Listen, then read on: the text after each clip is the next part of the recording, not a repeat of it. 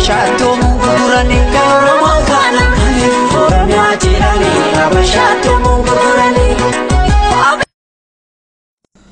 Akka mooltan kabajamtoota ilmaan Oromoo kan fuula duniyaa irratti argamtan hundi keessan guyyaa har'aa barruu Ali yookiin caffee raamisiin barreeffame ibsa ejjennoo qeerroo Oromiyaa irraa kan jedhu qabadhee isiniif dhiyaadhee jira. Turtiin keessan na wajjin haa ta'u.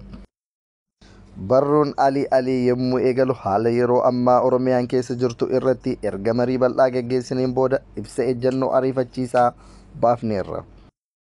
Ibsa qeerroo Oromiyaa tokkoffaa. Abiyyi ilmaan Oromoo guyyumaa guyyaan jumlaan fixaa jira. Gocha suukanneessaa mootummoonni biyyattii bulchan takkaa Oromoo irratti hin raawwatin waggaa 2 keessatti daa'imman Oromoo, qeerroo Oromiyaa, qarree Oromiyaa, haadholii Oromoo, manguddoo irratti geggeessaa jira. Gocha kana atattamaan dhaabuu baatu qeerroon fincila xumura gabrummaaf qophii ta'uu hubachiisuu barbaanna. Lammaffaa. Koronaa vaayirasii caalaa waraana mootummaattu uummata keenya jumlaan fixaa jira. Kana ni balaaleffanna. Sadaffaa. Fulbaana booda mootummaan wanti jedhamu gonkumaa hin jiru. Atattamaan mootummaan ce'umsaa hundaa'uu qaba.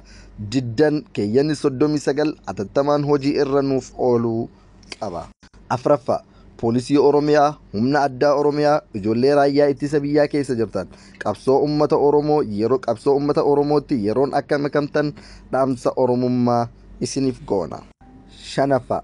Waraanni bilisummaa Oromoo waabi'oon qawwee teessan jabeeffadha. Mootummaan qabsoo karaa nagaa didaa waan jiruuf qeerroon Oromiyaa isin wajjin jira.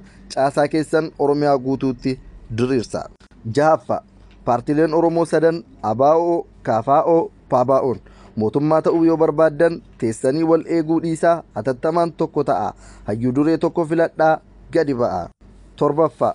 Qeerroo Oromiyaa bakka jirtan hundatti of ijaaraa wal qiddeessa. Saddeetaffaa. Abiyyi Oromummaa caccabsuuf Oromiyaa diiguuf qophii hunda xumuruun ajaja dabarsuuf of qopheessaa jira.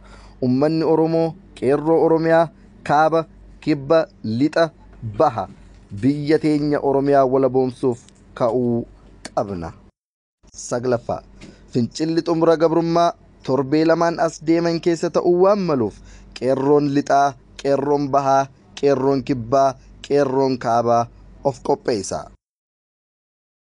Barruun kun fuula FB Ali yookiin caffee raamisiin kan qophaa'e yommuu ta'u, kan isiniif dhiyeesse Nasrii Abuu Haniif ibsa ejjennoo qeerroo Oromiyaa. Horaa bulaa, deebanaa, ni bilisoomna, ni walaboomna.